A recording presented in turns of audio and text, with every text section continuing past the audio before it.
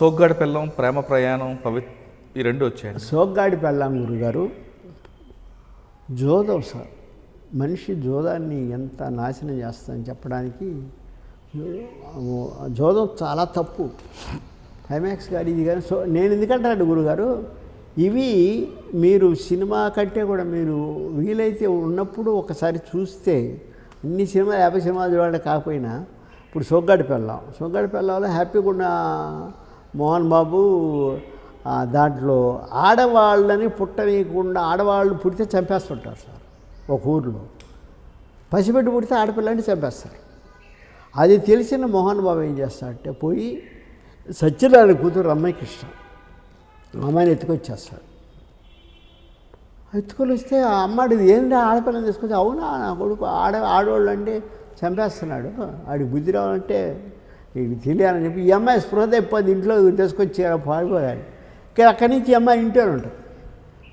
ఒక వారం 10 రోజులు అలా అయిపోయిన తర్వాత అందరూ గొడవ చేస్తే అప్పుడు సత్యనారాయణ కూతురు తీసుకెళ్ళకపోతే వాళ్ళ భార్య వాళ్ళు అబ్జెక్ట్ చేస్తే తీసుకురండి ఏంటి అది అని వచ్చి రమ్మంటాడు రమ్యకృష్ణ. నేను రానంటాడు. అదేంటంటాడు, నాన్న ఇదేమన్నా రామాయణమా, రాముడు ఇప్పుడు 10 రోజులు అక్కడెక్కడో ఉంటే రావణాసురుడి దగ్గర ఉంటే వచ్చి నువ్వు నిప్పుల్లో నడిపించి ఆ అమ్మాయిని అగ్ని ప్రవేశం చేయించాడు. నేను 10 రోజులు వీడి ఇంట్లో ఉన్నాను. నేను ఊరికి వెళ్ళింది రేపు అందరు నన్ను అడుగుతారుగా, నువ్వు వాడి దగ్గరే పడుకోలేదా, వాడితో సంసారం చేయాలి అడుగుతాను. నేను ఏం చెప్తాను, నువ్వు చెప్తావా అని. నేను రాను, ఇంట్లోనే ఉంటాను. అలా కామెడీగానే మోహన్ బాబు భారీగా అవ్వడం.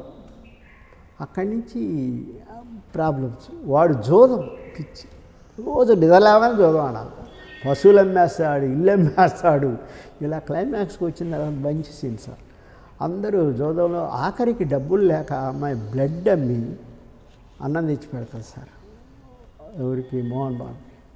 చూస్తాడు, ఏంటి బ్లడ్ వస్తుందంటే వాళ్ళ అమ్మ క్యారెక్టర్ నిర్మలం బలి చేసింది. ఒరే దాన్ని ఏం చేస్తారా, ఇంట్లో ₹1 లేదు, అన్నీ అమ్మేసావు, ఇల్లు తాకట్టు పెట్టావు. అమ్మాయి అమ్ముకోవడానికి ఏముందిరా, బ్లడ్ అమ్ముకొని వచ్చింది. మాంసం కొనేవాడు ఉంటే అది కూడా మాంసం కూడా అమ్మేసేదిరా అని అమ్మ తిడుతుంది. అలాగా అట్ట జోదోలు అయినవాడు క్లైమాక్స్కి వచ్చి ఇంకన మారిపోతాడు సార్. నేను ఇక్కడ ఆడినాడు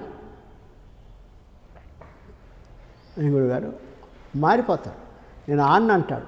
అయినా లాస్ట్లో భరణి ఫ్రెండ్ ఉండి భరణి లాంటి వాడు, ఒరే ఎక్కడ పోగొట్టుకుంటూ అక్కడ సంపాదించాలరా, పెద్ద పోటీలు జరుగుతున్నాయి జోదాన్ని, ఇప్పుడు గెలిస్తే అన్నీ పట్టుకోవచ్చు రమ్మని తీసుకెళ్తాడు. పసిబిడ్డ ఇంట్లో ఏడుస్తుంటే అమ్మేమో నిర్మలమ్మ చాబ్రతుకుల్లో ఉంటుంది. అది ఈ అమ్మాయికి తెలుసు రమ్యకృష్ణ. వెళ్ళి ఆడిస్తుంది, మీకు సిగ్గులేదా,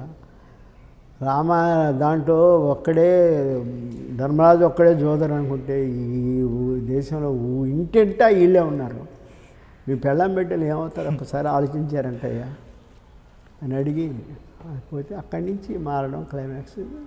మంచి సినిమా సార్, బాగా ఆడింది.